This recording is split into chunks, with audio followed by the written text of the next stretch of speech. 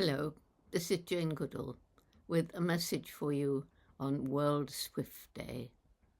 Just try to imagine not only flying through the air, but catching your food in the air, sleeping in the air, making love in the air, and grooming yourself in the air.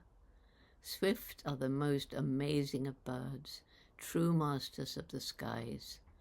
There are 110 species of them, and except for the polar regions, southern Chile and Argentina, New Zealand, and most of Australia, swifts can be found just about everywhere. They have tiny feet with sharp claws, and if they find themselves on the ground, they may find it a bit difficult to take off, which is why when they do pause in their flying, they cling to a vertical surface, such as a tree trunk or a cliff, or, if it's the chimney swift, to a chimney.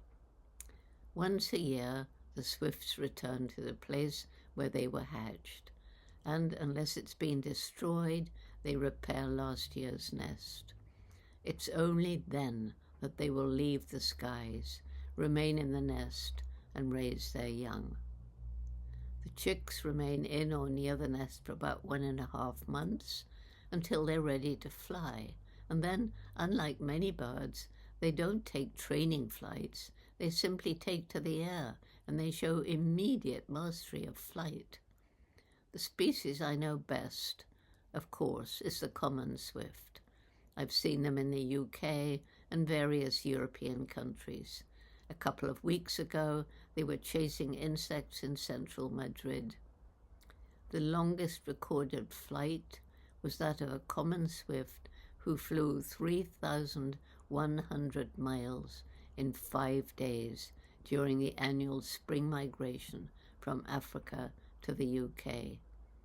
With new lightweight equipment, it's been found that they visit far more places in between migrations than previously believed.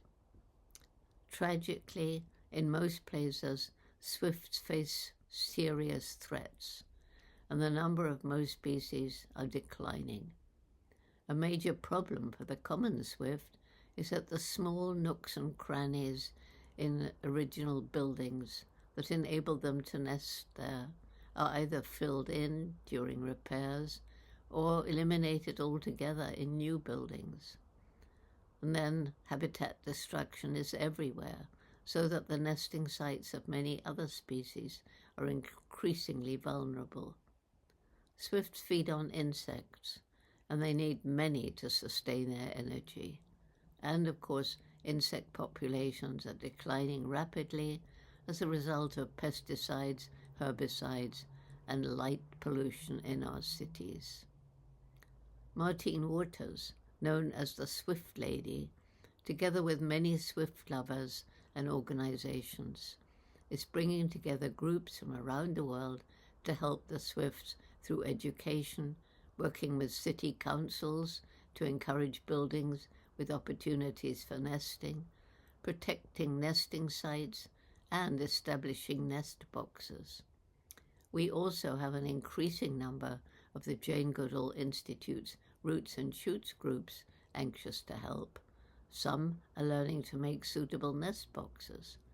And using citizen science, groups along migratory routes can record first sightings when the swifts arrive and leave nesting sites and their movements in between.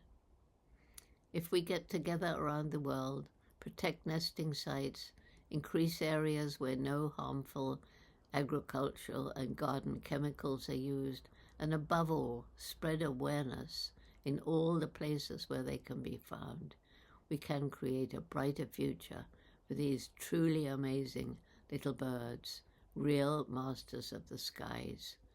Happy World Swift Day to all swift lovers around the globe.